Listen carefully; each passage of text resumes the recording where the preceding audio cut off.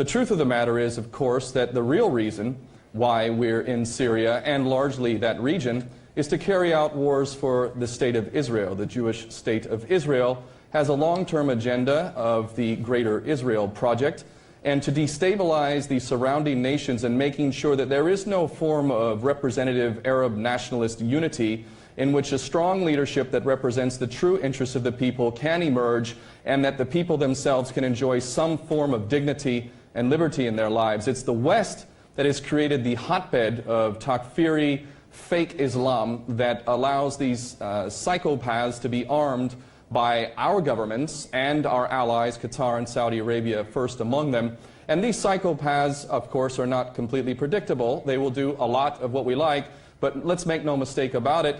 These people are nothing more than Frankensteins that we've created, and it will come back to the West. And this is one very last point I need to make in this regard, is that that's actually part of what the Western agenda wants. When these psychopaths return to the West, we will then use their violent actions back in London or in America or other parts of Europe to justify even further draconian laws, so that our governments can become even more tyrannical and the concentration of power can become even tighter. So they know this is going to happen, and those of us who have any kind of intelligence whatsoever can see this as it's happening. Lee Kaplan.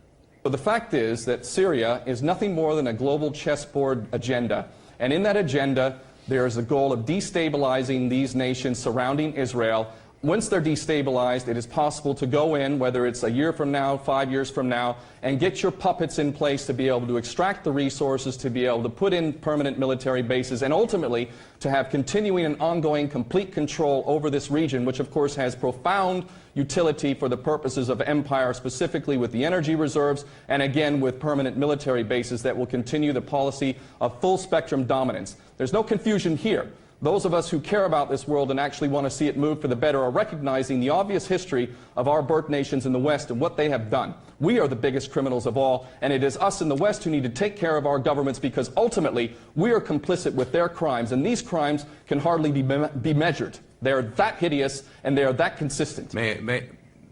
And this is why the American people need to realize that your sons and daughters are more valuable than what Israel intends to do with them. You don't need to fight any more wars for Israel. You don't need a foreign state dictating to your government, which swore to uphold the U.S. Constitution, what policies should be carried out, especially wars for Israel. And the American people are going to suffer more than anyone else in the end if they don't get their house in order. The fact is that the United States of America, sadly and shamelessly, has been running roughshod over the world. And when we talk about terrorism, it is beyond ridiculous to talk about America fighting a war on terror. The American nation has been responsible for state-sponsored terrorism that has resulted in the death of probably 2 to 4 million people in Vietnam, Laos, and Cambodia, countless people in Korea, countless people through proxy wars in Central and South America, 2 million perhaps in Iraq, I don't know how many thousands and thousands in Afghanistan, proxy wars in Pakistan, Yemen. This is so all we have fought wars all over the world. Nobody has exterminated the lives and created more suffering than the United States of America,